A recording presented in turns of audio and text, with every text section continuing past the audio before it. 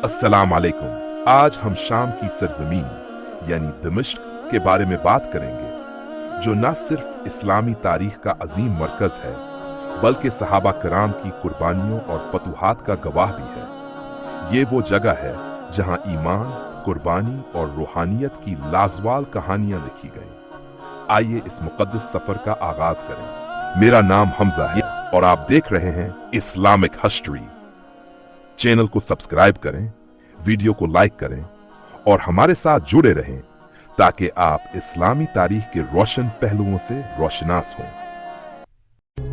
बिस्मिल्लाहिर्रहमानिर्रहीम, अस्सलाम वालेकुम वरहमतुल्लाह। आपके हुक्म के मुताबिक मैं शाम की तरफ रवाना हुआ हूं।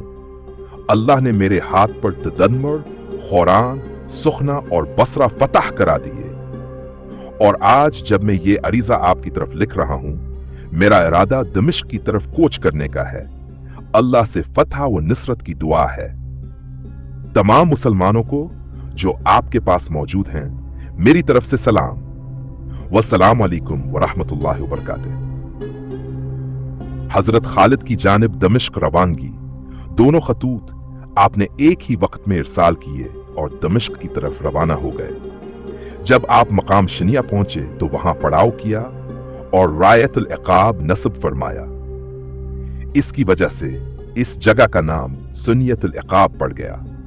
वहां से जल्दी कोच करते हुए आप गोता के मकाम पर पहुंचे, जहां एक नसरानी माबद के करीब, जिसे देर कहते थे, पड़ाव किया। आज भी वो जगह देर खालिद के नाम से मशहूर है।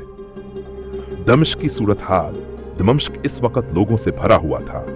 अतराफ व अकनाफ से बेशुमार लोग जमा हो चुके थे, इतने के शुमार मुमकिन न था। 12,000 घड़ सवार मौजूद थे। शहर की फसील को झंडों, नेजों और सलीबों से मजीन किया गया था और वो हजरत अबू अबीदा और उनके लश्कर के मुंतजिर थे। हरकल का अपनी कौम से खिताब। जब हरकुल को यह खबर मिली कि हजरत खालिद बिन वलीद तदमर, हौरान, सुखना और बसरा को फतह करने के बाद दमिश्क की तरफ बढ़ रहे हैं, तो वो गुस्से से भर गया। अपने तमाम सरदारों को जमा करके कहने लगा, ए बनी असफरा, मैंने तुम्हें पहले ही खबरदार किया था, मगर तुमने मेरी बात पर ध्यान नहीं दिया। देखो, अहले अरब ने हौरान, तदमर और बसरा फतह कर ली हैं और अब रबवा दमिश्क की तरफ बढ़ रहे हैं। अगर दमिश्क भी फतह हो गया तो ये तुम्हारे लिए शर्म से मर जाने का मकाम होगा, क्योंकि शाम में दमिश्क ही वो जगह है जो जन्नत से मुशाबहत रखती है। हमारी फौज मुसलमानों से दोगुनी तादाद में रवाना हो चुकी है, लेकिन मुझे बताओ, तुम में कौन है जो मैदान में जाकर मुसलमानों के लश्कर को शिकस्त दे? जो शख्स ऐसा करेगा, मैं उसे मुसलमानों के कब्जे में मौजूद तमाम रियासतों का महसूल और मालो जर माफ कर दूंगा, बल्कि इन इलाकों को इसके तसर्रुफ में दे दूंगा। वाकदी के बयान। मुमकिन है ये वाकया अलामा वाकदी के जमाने तक मौजूद हो, इसलिए इसका जिक्र जरूरी है। कुलूस बिन हसना, जो शाम के मशहूर बहादुरों और पहलवानों में से था, बड़े गुरूर से अपने खेमे से निकला। उसने फारस के लश्कर के खिलाफ अपनी बहादुरी के कस्से बयान करते हुए बुलंद आवाज में कहा, 10 मुसलमानों के मुकाबले के लिए मैं अकेला काफी हूं। हां, मैं अकेला। मैं उन्हें पसपा करके भागने पर मजबूर कर दूंगा। बादशाह ने इसकी शेखी से मुतासिर होकर उसे एक सोने की सलीब पेश की और 5,000 का लश्कर देकर कहा, यह सलीब अपने आगे रखना, यही तुझे फतह और नुसरत देगी। कुलूस सलीब को लेकर इसी दिन अंताकिया से रवाना हुआ। जब वो हम्स पहुंचा तो उसने देखा कि वहां लोग इसके इस्तकबाल के लिए जमा हो चुके हैं।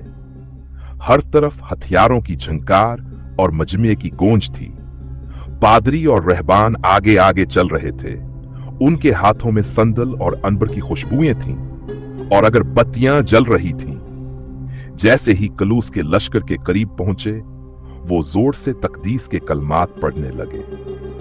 फिर उस पर मां महमूद का पानी छिड़का और फतह की दुआएं की। कुलूस ने यह सब देखकर अपनी गुरूर भरी आवाज में कहा, देखो, यही वो दिन है जब फतह का इल्म बुलंद होगा। एक दिन हमस में कयाम के बाद वो जोसिया रवाना हुआ। वहां के लोगों ने भी इसी जोश और खरोश से उसका इस्तकबाल किया। औरतें और मर्द उसके गर्द जमा थे और फजा में खुशबू फैल रही थी। कुलोस ने लोगों की बातें सुनी और गरूर से कहा, अरबों ने अर्का, ददमर, हौरान और बसरा फतह करने की हिम्मत की है, कैसे? जब लोगों ने बताया कि यह सब खालिद बिन वलीद की क़ियादत में हुआ है, तो कुलोस के चेहरे पर हैरत और गुस्से के तासरात भरे। उसने भड़क कर पूछा, खालिद बिन वलीद, उसके साथ कितनी फौज है? लोगों ने जवाब दिया, 1,500।